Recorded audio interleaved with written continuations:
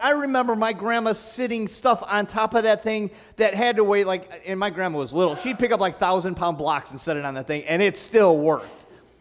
Where now you get a TV and you go, if I get a couple years out of it, I'm doing pretty good. I'll just toss it out and get a new one.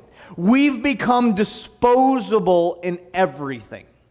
We have this opinion that marriage is just absolutely throw it away. I'll get the new model.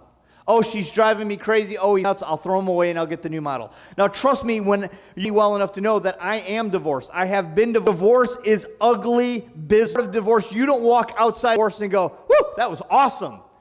10,000 with her. Time to move on. My kids have been dramatically affected by this. You are dramatically, your ex whatever is dramatically affected. The sad part about it is when you read the other or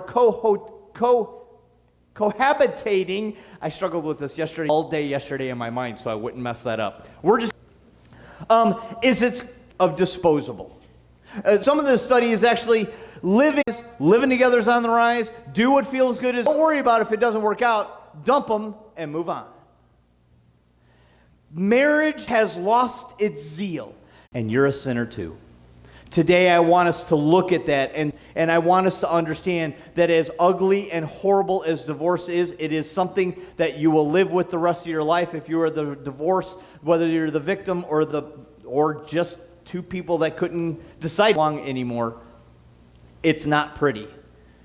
But we're going to look at that. Today, if you're going to do 2 verses out of Matthew.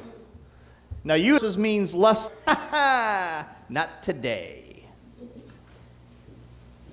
Matthew 5, Sermon on the Mount, and verse 31, he says, "It was said, who wife away, let him give her a certificate of divorce. But I say to you, this is his wife, except for the reason of unchastity, makes her commit adultery, and whoever marries a divorced woman, adultery." Now, those are some big on your wife or husband.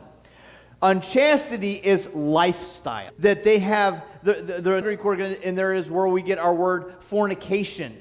When that becomes a life, Jesus is saying is then it's time to move on. It is time to move on. If they are not willing, it doesn't mean that something happened, they got caught in a bad situation, or talks a little bit this more in Matthew 19. So if you ever flip over to Matthew 19.